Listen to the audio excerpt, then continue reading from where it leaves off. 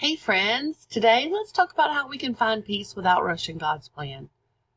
If you've been feeling behind, just know I have been there, and so have so many other sisters here in the Buttercup Garden.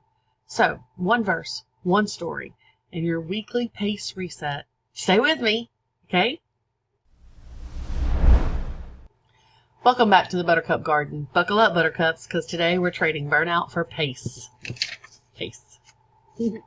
Because you're not broken, you're becoming. And we do that one grace-filled step at a time. So, you ever whispered to yourself, I should have it all figured out by now? As if growth has an expiration date? Well, that lie not only hijacks our joy, but it hustles us past what God is doing right now in us. Right? Growth does not have a deadline. You know, I remember when I was a kid, I used to think that if I just could make it to adulthood, that life would be easier and I would know everything that I needed to know. And now that I'm an adult, I know that that is just not true. Right? Ecclesiastes, I always say that's so hard. I struggle through that one. But 3:1 reminds us there is a time for everything and a season for every activity under the heavens. The Beatles, right? Every season, whatever it is, whatever that song is. Anyway, back to Ecclesiastes. Solomon isn't offering a cute calendar quote. He's not giving you something to post on your Instagram. He's revealing a kingdom operating system because God assigns specific windows for planting, specific windows for building, for resting, for reaping. And each window carries the grace required for its task. For example, if you try to harvest during a planting season, or you try to sprint in a Sabbath season, what happens? You create friction, you create fatigue, and your fruit doesn't ripen, right? We're not harvesting in the dead of summer. We're not trying to grow in the dead of winter. Faith-driven productivity starts by asking, Lord, what time is it for me right now? And what grace comes with that time? Philippians 1:6 assures us that he's going to finish what he started. He will finish what he started. And Isaiah 55 says his timing outruns our wildest timelines. Sorry, I usually mute my phone. Paul anchors us in the promise that he who began a good work will complete it. And Isaiah echoes, my thoughts are higher. My word will accomplish what I desire. So together, they help form this productivity safety net, right? With 3 steps. Initiation. God starts the work. So the pressure that you have to originate every single idea is off of your shoulders. Number 2, completion. God finishes what he starts. So you're free to follow his pace instead of forcing results. Hello, Sarah. Didn't work out the way that she wanted, did it? She had to wait for his timing. Number 3, supernatural timeline. His timing outruns our wildest timelines. What does that mean? It means that divine deadlines rarely match our Google Calendar. Right? It's not our time. It's God's timeline. But they're always going to deliver deeper impact than anything that we can fathom or that we can do ourselves. Remember, wisdom is not about arriving first. It's about trusting the God who sets the pace. Pace. It's our word. True wisdom trades the frantic scramble for first place for the quiet confidence of right place, right time. So just a couple little differentiations here.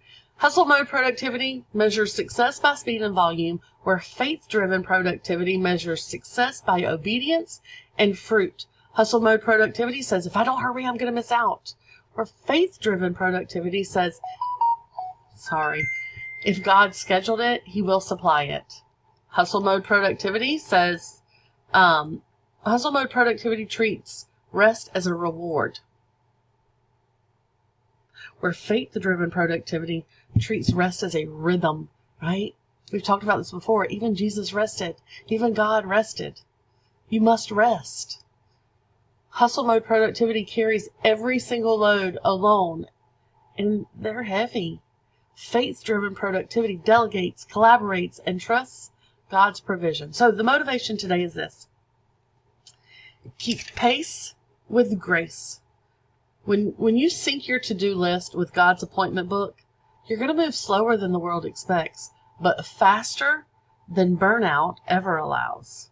So buckle up, Buttercups. Progress, not perfection, is how we go through it. I'm going to give you a little true confession time. A few years back, I was in tears. My eyes were burning. I remember writing on my Facebook page that I had literally put in a 17-hour day. And I still hadn't hit my goal of 6 figures in ad revenue. I was sprinting towards an invisible finish line and calling it faithful hustle. But I was exhausted. My body and my soul were both running on fumes. And then I remembered Moses, 40 quiet years herding sheep before one burning bush assignment. Even Jesus honored nearly 30 hidden years of carpentry before a single miracle happened. If waiting refined them, then maybe trading my spreadsheet space for God's will shape me too. On Wednesdays, I like to give a little Wisdom Wednesday roundtable from some of my favorite people. Dolly Parton says we can't direct the wind, but we can adjust the sails.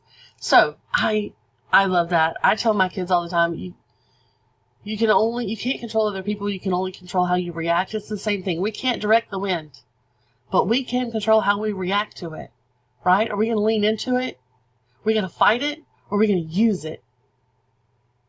So let's set our sails to God's breeze, not our stopwatch. Maya Angelou says, we delight in the beauty of the butterfly, but rarely, I've talked about her this one before. We delight in the beauty of the butterfly, but rarely admit the changes that it has gone through. Right? The butterfly doesn't start out beautiful. Beauty takes cocoon time. Rest time. Think about it. C.S. Lewis, isn't it funny how day by day nothing changes, but when you look back, everything is different? I love that one because progress hides in plain sight. That is so very true. So very true.